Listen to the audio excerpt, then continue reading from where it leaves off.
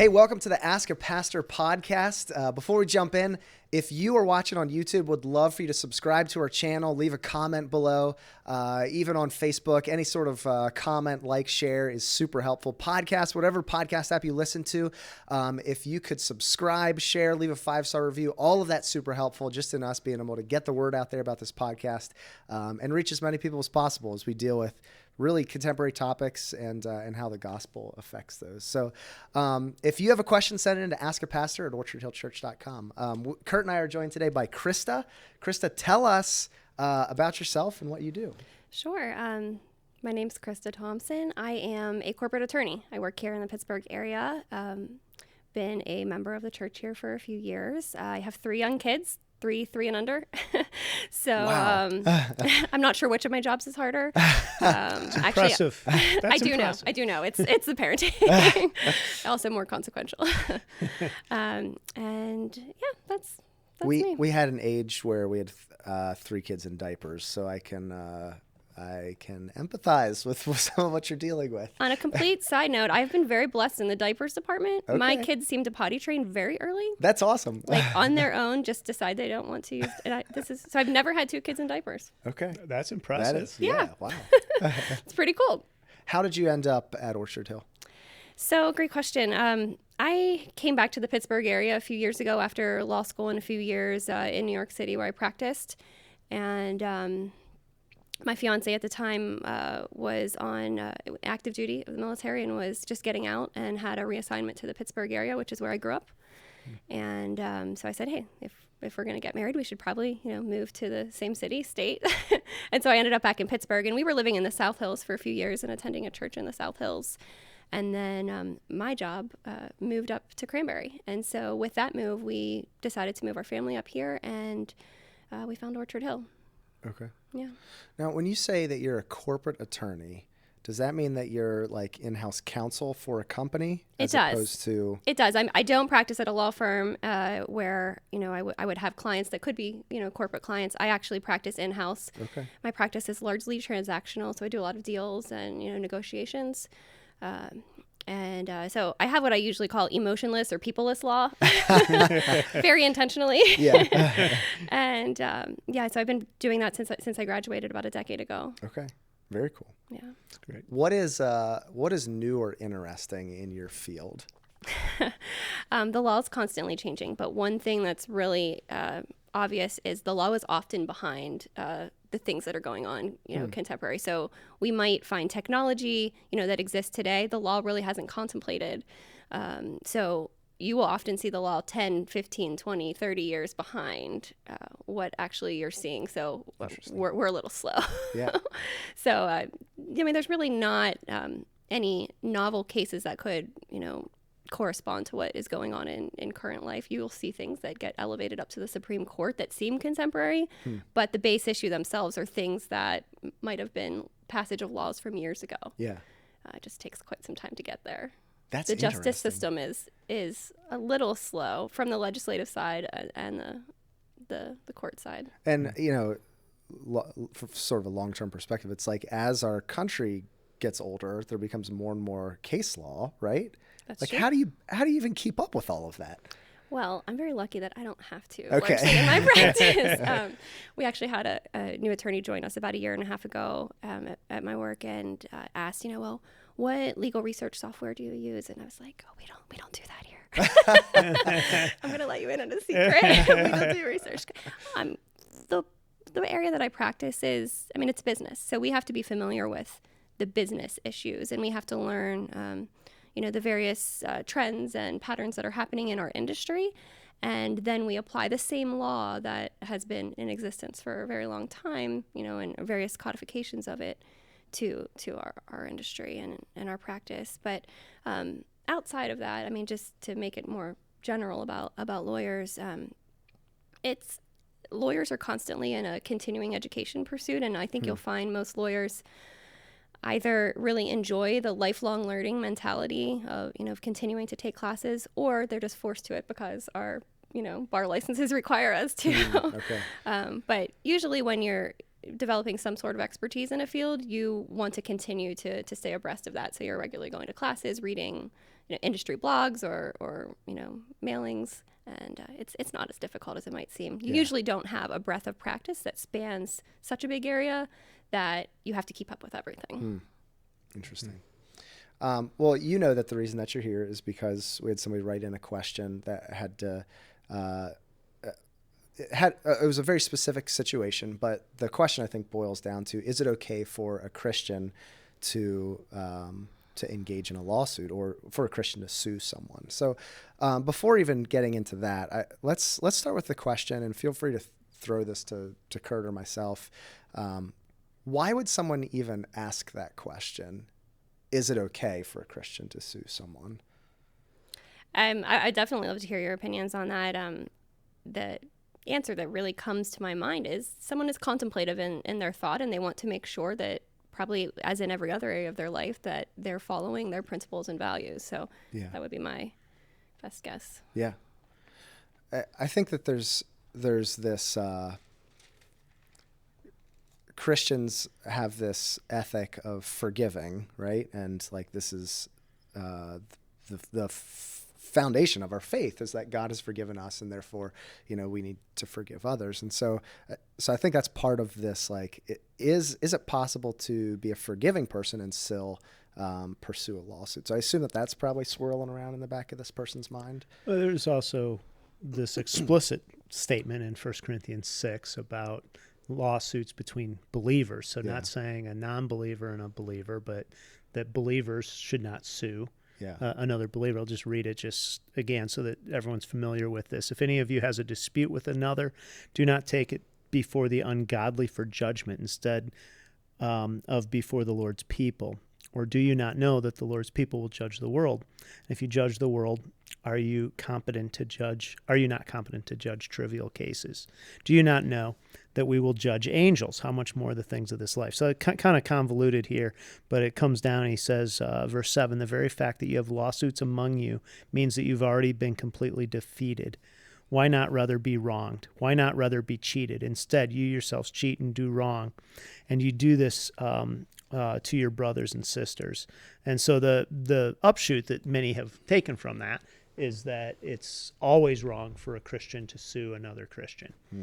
So that's part of it. And then by extension, ask the question, when it says, isn't it better to be wronged than to have to insist? So I think that's part of where that question comes from. Let's start there then with 1 Corinthians 6, because that is so countercultural and probably not practiced hardly at all, I would guess.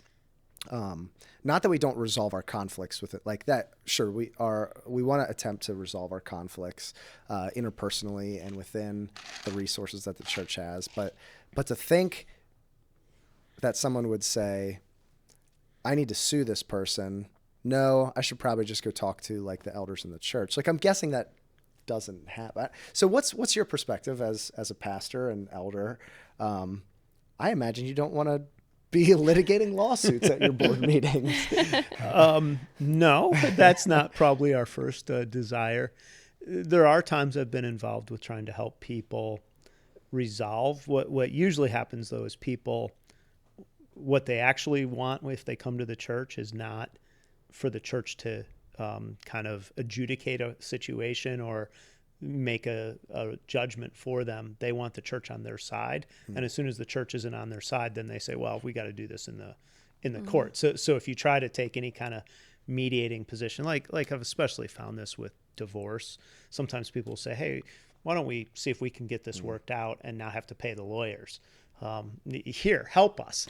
But then as soon as you say, well, okay, I'll sit down with you guys and see if we can help you. Well, this seems that, we're going to go to the court. Okay. And so that's what I've seen happen more is that they come with that. But certainly there have been cases where people have come humbly both and said, we have a dispute, we need help, and we don't want to go to court. But not a lot. Yeah. What do you think about that? So a few things. And as a lawyer, I'll say it depends. Of course. Right? We qualify everything. It's hard to read that passage and not ask them some basic questions. And I think the most important thing is to really look at what is the motivation. I mean, are you wanting to bring a lawsuit because you're seeking revenge or you're seeking justice. And, I kind of look at those, myself being a Christian lawyer, as revenge is more, I want someone else to feel the pain that I felt, right? Because I was wronged. And justice is more the opposite. I don't want anyone to feel the kind of pain that I felt. So I think that as a threshold question is critical in applying to whichever way you go. You're right. I don't think maybe a lot of problems are resolved by bringing it to the church to solve. But I also wonder, in the context of that passage, if it's meant to be a little broader. Is that really for two people that are believers? That's really a first question. Is it two people that are believers and attend the same church? So of course I'm going to ask a bunch of questions. That's what I do. I poke holes in things for a living. But some of those questions make me think, okay, really, God wants us to try to resolve our disputes, pursue forgiveness. And you can do that whether you resolve it through the church or through the courts. But it's really important to examine the motivation and approaching it, I think. Yeah. I think one of the things that's hard to find balance in is that forgiveness is such an important part of the Christian life and the character of God, but so is justice. And so finding that balance between when do I just let this go versus when do I pursue this because this is wrong. And if you took the theme of justice and injustice out of the Bible, there would be no minor prophets in the Bible, right? Like it's such a serious theme throughout the Bible.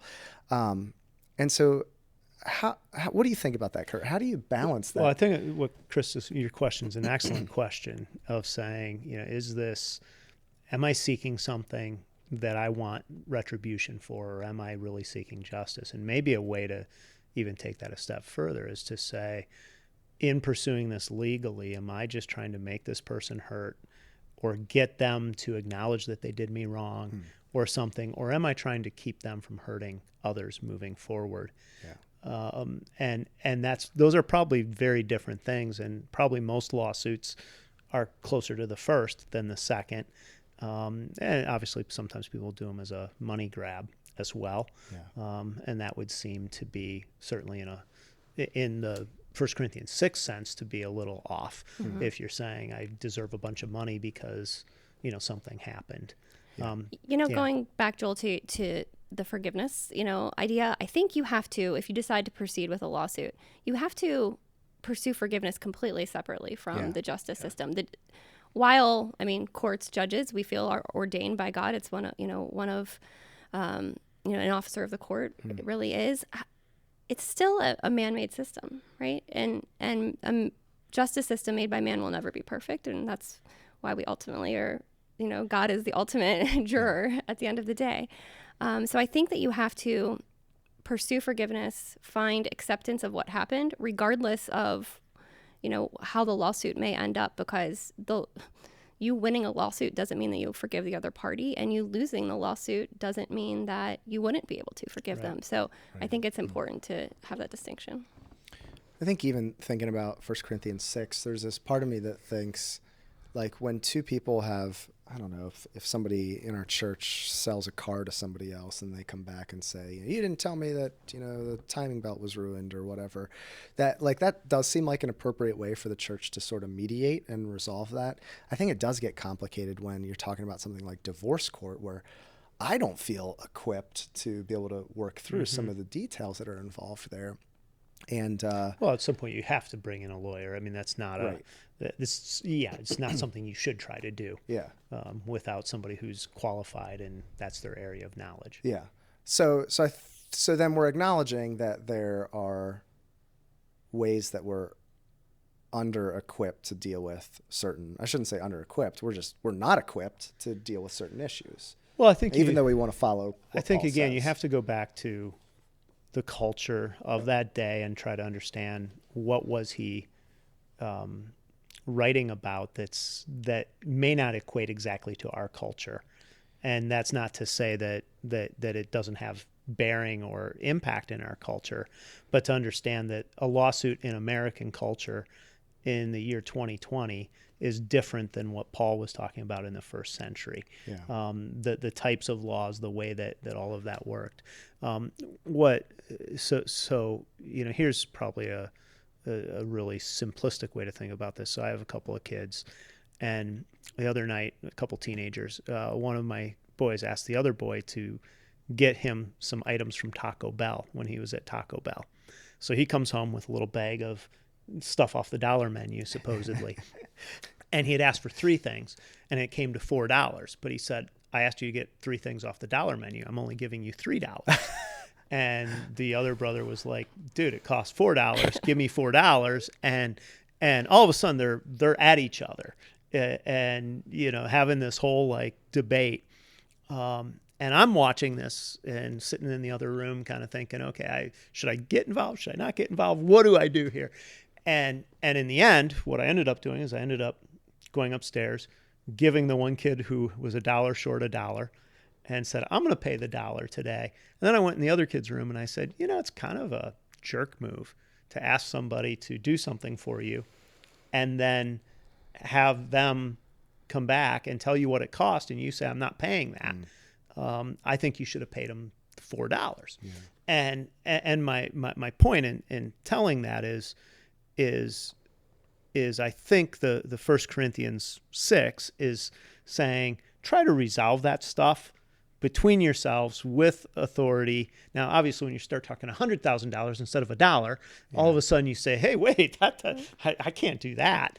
But the principle of saying if somebody thinks that you owe them money, try to go as far as you can in meeting that, because that is probably a closer to a biblical ideal, especially between believers, I think is what he's saying.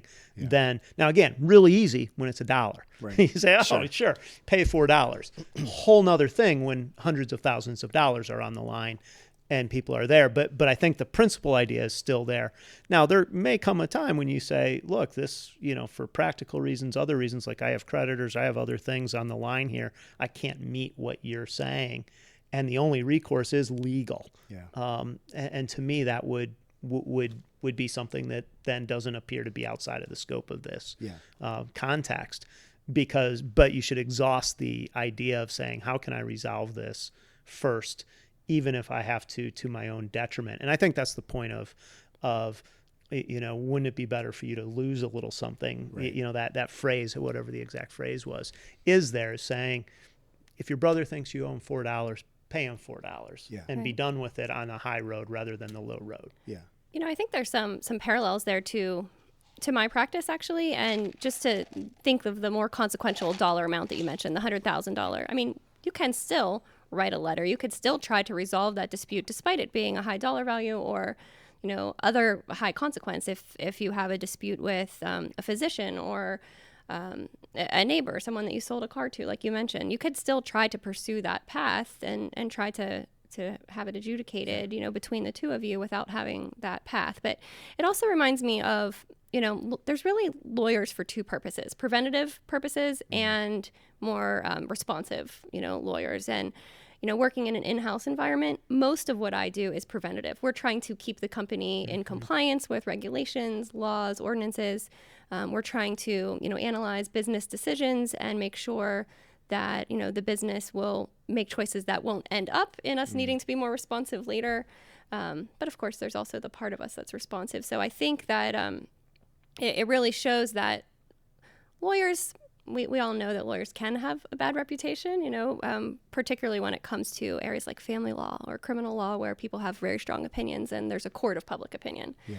But we really can act in ways that, prevent injustices in the first place. And that really should be the goal. Mm-hmm. How do you think that insurance plays into this? Because insurance, obviously not a thing in the first century, but this is sort of how people get paid when there's when a mistake is made or something is done wrongly. Yeah, good question. So, insurance is a commodity. It's a product that you purchase for the very reason of when a wrong happens, intentional, accidental. I assume most of them are accidental, but that's actually the very purpose of what insurance was created for. So I think that, not exactly sure the nature of the original question, but if there is insurance involved to help make you whole and someone is damaged, then the insurance should be used for that reason. Yeah. Insurance is not intended to be, a profit center, for a party. And insurances don't usually pay for things like pain and suffering or, some trivial or treble damages. That would be more for making a victim whole when something happens. So I think that's it's exactly what it's intended to be for. Yeah. A lot of us don't like to pay for insurance, right? But we have it there to protect us so that it's not a catastrophic event should we cause a wrong to someone. Yeah. Homeowners insurance, car insurance, and then of course professionals have insurance for their liability as well. And the reason I asked that question is the question written in had to do with sort of a medical malpractice kind of thing, and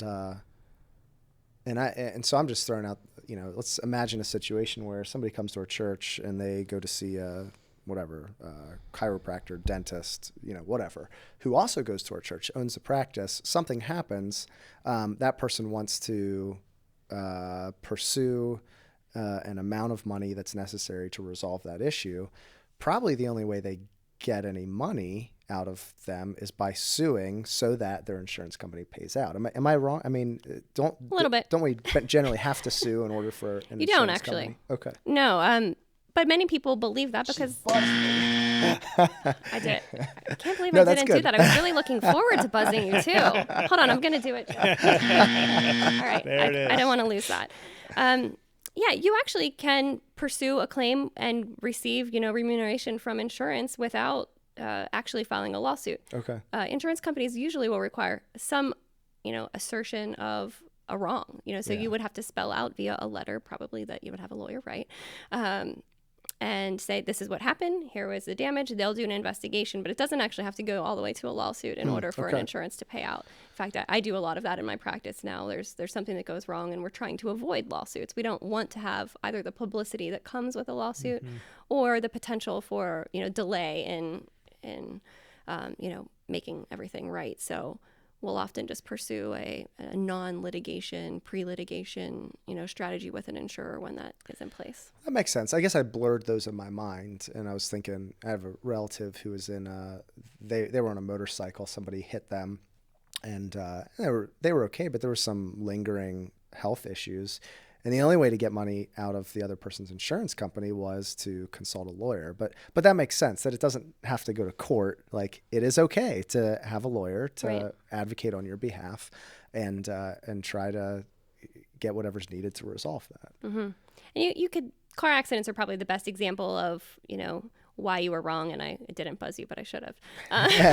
Because you think about it, if there's a rear ending, you can call your insurance company, the other party can call their insurance company, and it can get resolved without any party having to file a lawsuit. And usually car accidents don't result in lawsuits unless, there's a big corporate truck with a name on the side of it, I see.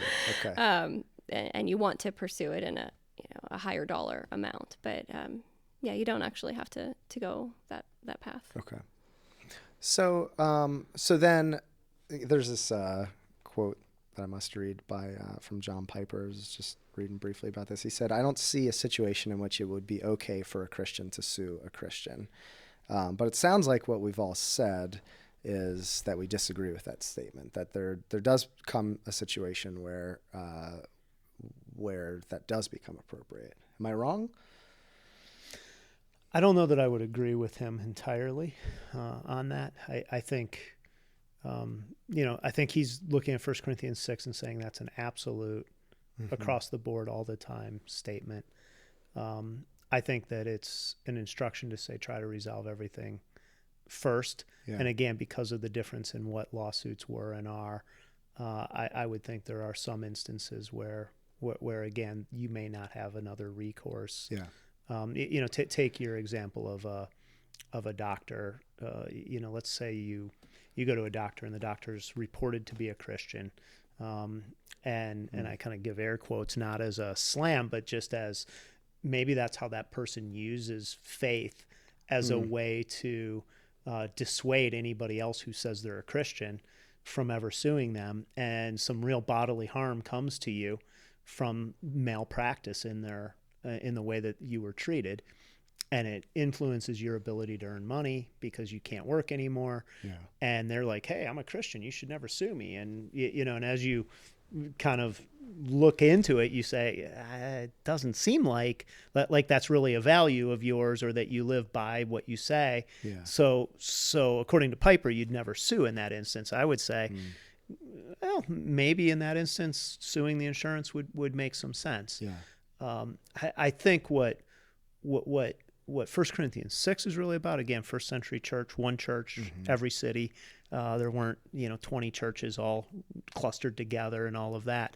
It was talking about not doing damage to the reputation of the church because people can't get along. And so they're constantly taking their junk and airing it before the civil magistrates. That's really the injunction there, is saying, don't be caught up in your own ends to such an extent that you are having all of your business aired in front of people who then look and say, if that's what church is, I don't want any part of it. Yeah. Now, that doesn't mean that there's a carte blanche in my mind to just start suing whenever somebody goes to a different church or something like that. Yeah. I think it still is a place to tread lightly in terms of other people of faith. Yeah. But I'm just saying there's a few situations where you may not, it may not be as absolute. Yeah. Krista, how would you see that? I think the context that you just gave is really helpful with, kind of understanding not trying to damage the reputation of the church and the intention of the passage. And it really makes me think of just human nature, which is when you make something public, when you air your dirty laundry, or you even file it through a lawsuit, pride becomes involved, right? And when pride is involved, stubbornness is involved, and that's really an obstacle in the path to reconciliation or forgiveness. And so I think the intention in dissuading lawsuits and trying to resolve things between, taking it to your brother, to your sister in Christ is really because if you have to go that far, like there's so many other things that come into play that are just by nature of us as humans that would, well, now I put this out there, so I'm really not going to settle for what might otherwise be an amicable solution. Right. Yeah. Well, and there might even be a case between Christians where it makes sense to say, go ahead and sue. Like just as I'm sitting here thinking, so as a church, let's say our student ministry decided to have a skydiving night, and they decided to jump off the roof of the building. Please don't do that. And have the kids parachute, and kid gets hurt, and the parent comes back and says, what in the world were you thinking? We're like, well, student ministry people, they're kind of crazy. But hey, you're a Christian. We're Christians. You can't sue for anything. Like that's crazy. Yeah. If that's the application of that. In fact, what I would say to them is, you should sue because your insurance should come after our insurance, and you should get everything that would make you whole, to your point. And so there might even be a case where two Christians agree that settling something legally and rightly is the most God-honoring path forward. That's right. In our day and age. And so, there are some things like that I think, by the way, we have never done skydiving to my knowledge. It's a good idea, though. Kids would line up for it. They would. And And I think I would also add to that you could also imagine a situation where it would be appropriate for a church to sue. And, think about, every year we do Kids Fest and we have a big climbing wall, and there's like this, we're bringing a lot of risk to ourselves by having this other company here. And, what happens if something happens to a kid? It has nothing to do with us. It has to do with that company. Anyway, and I'm just trying to throw out a situation. Yeah. And here was, I think I even sent this to you in the email, that the cake shop, what's it called? Masterpiece Cake Shop in Colorado. Like, I think we'd agree that in that situation, it was good and right for that person to bring that lawsuit because, or the counter lawsuit, for the owner of the cake shop to bring the counter lawsuit, because we're trying to adjudicate something that's a big deal in our country. And what is the role of Christians owning? Yeah. Well, it comes back to Chris's original question. Is this retribution or is this justice? Exactly. If I'm saying this is going to set a dangerous precedent, therefore I feel like I'm standing up for everybody in the future, you aren't suing necessarily for your own retribution. Yeah. If you sue to say, don't have kids jump off the building with little parachutes, you're doing that for future generations or for your own being made whole in terms of medical bills or something like that. That's very different than I want them to pay. Yeah. And I think that's a really great rubric to think about it. A lot of contracts have something about agreeing to mediation before a lawsuit. Can you explain what that is, why that might be helpful? It's a cost savings mechanism usually. That's Okay. when you get your new iPhone and you download iTunes and you hit accept on that 300-page, terms and conditions. Somewhere in there, it'll have a clause that says that you're agreeing to mediate a dispute. Because if you mediate a dispute, then it's not in the public eye. That means it's not going to have press coverage, probably. It's not going to affect the stock price of a particular company because lawsuits are never a good thing for stocks. So it's really about cost. It also just costs less to mediate or arbitrate. Okay. The difference between the two is mediation is usually non-binding. It's parties sitting together, pretty much probably as you described and how you've kind of mediated some disputes. And an arbitration is usually binding. It doesn't always have to be, but it usually is. It's a more formal process procedure. It's kind of like a mini trial. Most arbitrators are former judges and have some experience in the area of law. Now, anybody, there was someone who came to our church that I knew who was a mediator in the city of Pittsburgh. So anybody can go seek out a mediator? Right. And actually anybody can be a mediator as well. You don't have to have a law degree or you don't have to have been a judge, which is why a lot of people or companies prefer arbitration instead of mediation. Arbitration could involve multiple arbitrators. You could just, it could be a clause that you have 3 different arbitrators and maybe you have a little bit more of a jury-like, decision process. But I say primarily it's about cost savings. It doesn't mean it's always that way. It's an easier way, a quicker, faster way to resolve disputes.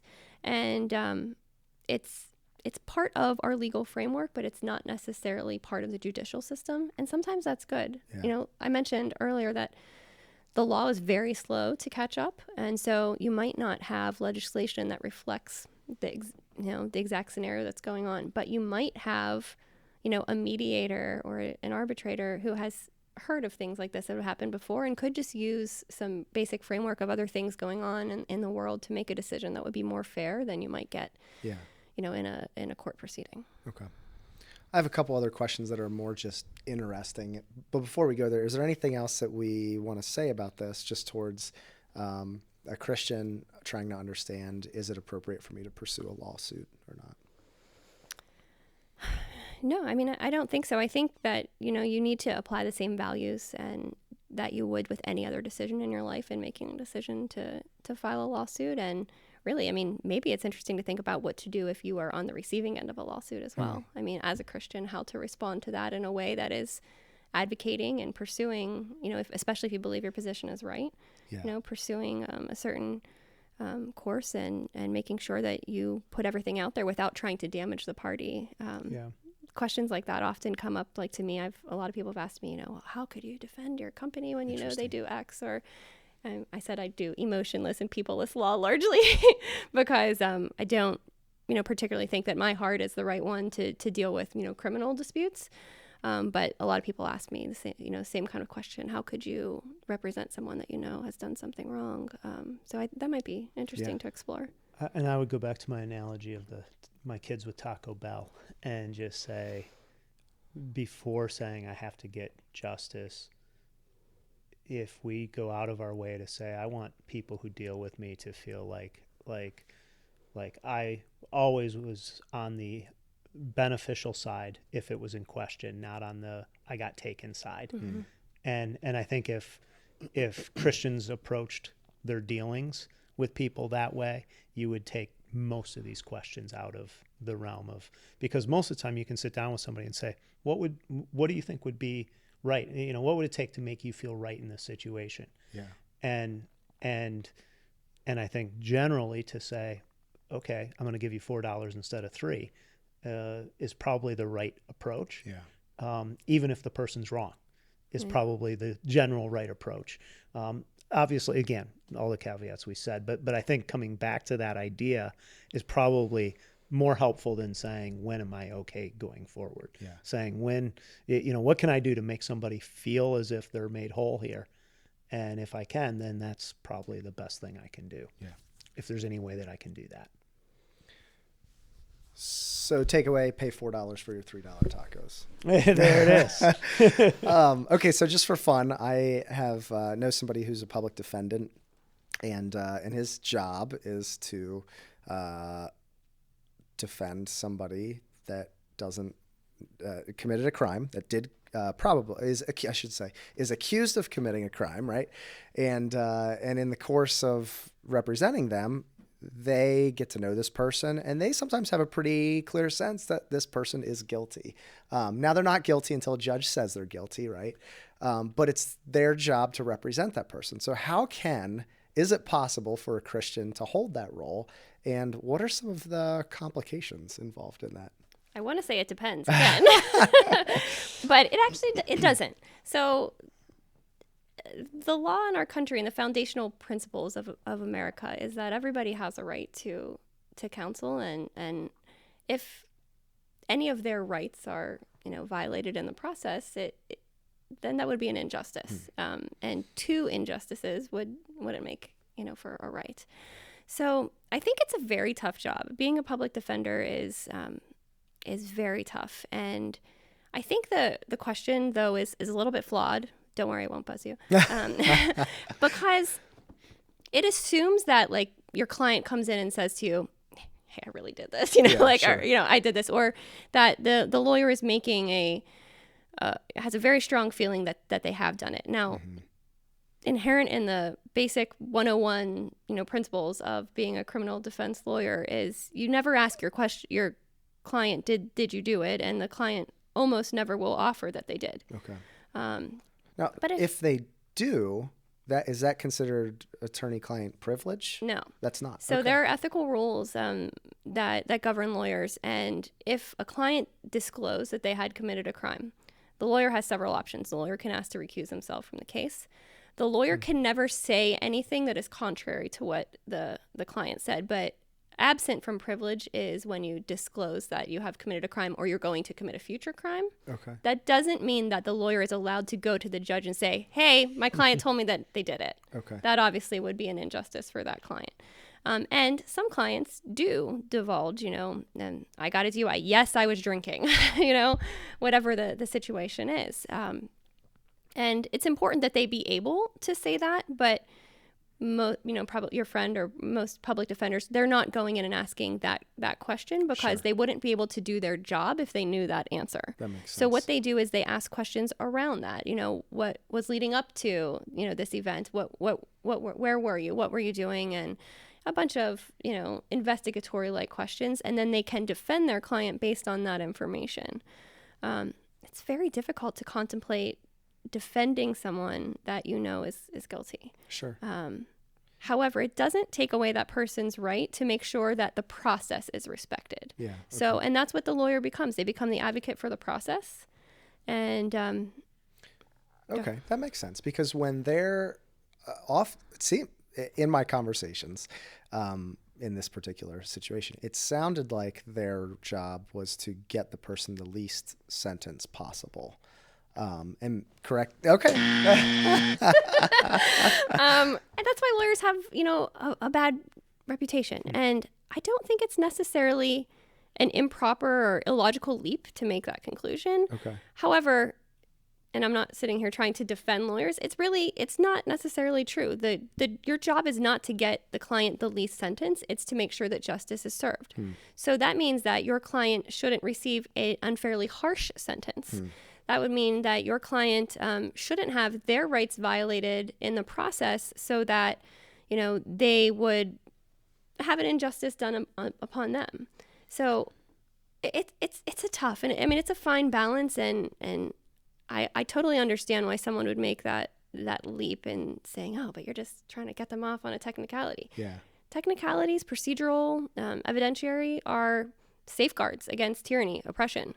And our system supposes, and much like in, biblical times, that it is better to have some guilty people go free than to have any innocent person in prison. So those safeguards that are in place really serve a higher purpose. And when you're looking at an incident in isolation, it could be really hard to see that. Okay. How could the Boston Marathon bomber, try to get off on a technicality, right? That's really hard to imagine. But on the other side, how could someone who was falsely accused or, the evidence didn't amount up, how could they end up serving a sentence? So I think it's important to kind of take a 30,000-foot view, which might be really hard if you're the aggrieved person. Yeah. Well, I think I'm sure you've heard this before that, and this is not in the Bible, but in the first century, when the Sanhedrin tried capital cases, if everyone agreed that the person was guilty, the case was thrown out, right? Because there had to be someone disagreeing. Otherwise, they'd said, this case has been so influenced that it hasn't been a fair trial. So, and again, not Bible, but come across that in our study of how Jesus was tried. That makes a lot of sense. Was there, at least this is not from my biblical knowledge, this is from learning in law school. Because the law is based on generally, the ideas of basic biblical principles. But I believe I was taught that, back in biblical times under Mosaic law, you had to have two accusers. You couldn't just have, you tell me, Kurt, you committed the crime and I say that he didn't. You had to have two people that saw a crime in order to be convicted. And that's, in the early ethics classes that we take in law school, we learn, about the importance of that and really how it translated to our current system, which is, you have rights, you're innocent until you're proven guilty, or you're not liable until someone can show that you are liable for that very reason, that wanting to make sure that no innocent person is punished. Yeah. Coming up with a sort of judicial system like that is a complicated but important role. And I'm blanking on that particular. I know that there's one where if somebody's found dead in a field between a city, that the elders of those city had to come out and measure the distance from that dead person to the city, and whichever city they're closest to, that's the city that was responsible for having some sort of sacrifice to say something wrong happened here and we need to atone for it. And so just thinking about, we need a way of dealing with a system of wrongdoing. No, that's all helpful to think through, and to know that the lawyer's job, even as a public defendant, is ultimately not to make the decision, right? Like that rests on a judge, or that rests on a jury. Jury, thank you. But their job is to represent and give fairness. That's helpful. And I think it's a Martin Luther King quote that says the arc of justice is long, or the arc of the universe is long, but it bends towards justice. And it really means that your situation might not be resolved the way that you want it to, and it might appear that any neutral third party could look at it and say, wow, a justice was not achieved here. But it's not about that specific incident. It's just if you're going to bring the lawsuit, you are inherently saying, I'm letting this go. I'm giving this to a judge, a jury, a court to decide for me. So as hard as it is to detach it from the result, justice comes to every one of us at the end of the day. It might not be here on earth, though. So let me ask one last question. What would you say, to people who are listening who practice law? What is their weakness when it comes to faith, or what is their maybe blind spot, or what do they need to pay attention to when it comes to growing in a love for Christ? I'm going to answer this. It depends. In the affirmative and in the negative, because just like most characteristics, I think anything taken to the extreme can be a bad thing.